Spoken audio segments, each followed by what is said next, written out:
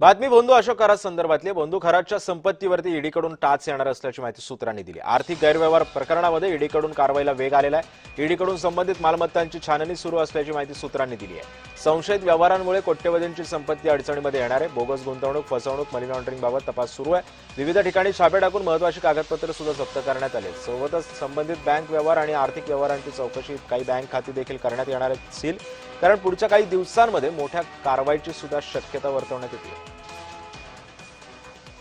आणि या संदर्भामध्ये अधिक माहिती जाणून घेऊयात। माझे सहकारी किरण गोटूर सध्या आपल्या सोबत आहेत। किरण, आपण बघतोय की येत्या काळामध्ये अशोक खरात या प्रकरणामध्ये मोठ्या कारवाईची शक्यता आहे। काय होऊ शकतं येत्या काळामध्ये? काय सध्या मास्टर प्लॅन आहे सध्या पोलिसांचा?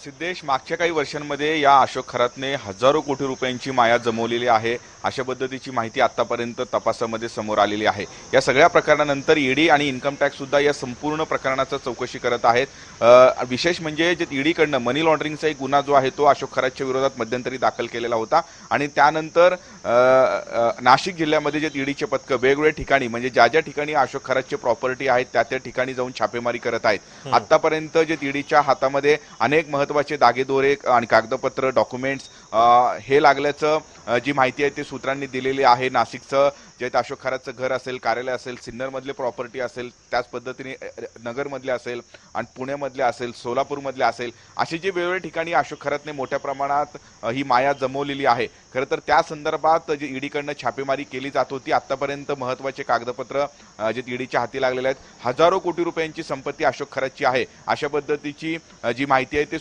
सूत्रांनी दिलेली आहे आणि त्या संदर्भात आता ईडीकडनं कडक कारवाई करण्यात येत आहे। तात्पुरतं जे टाच आहे या सगळ्या मालमत्तावरती जे ईडीकडनं जे आणू शकतं अशा पद्धतीची माहिती सूत्रांनी दिलेली आहे। त्यामुळे या सगळ्या संदर्भात आगामी काळात काय काय एकूणच आणखीन कारवाई होतो या सगळ्या अशोक खरातच्या विरोधात हे बघणं महत्त्वाचं असणार आहे। नक्कीच किरण, तुम्ही सोबतच आणखी काही बातम्यांचे अपडेट्स मला तुमच्याकडून घ्यायचे।